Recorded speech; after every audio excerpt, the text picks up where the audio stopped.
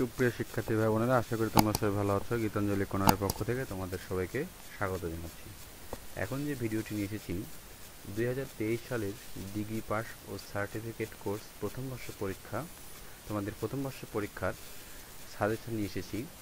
প্রথম পত্র, তোমাদের প্রথম পত্রে যে সাজেশনটা নিয়ে এসেছি ইতিহাস।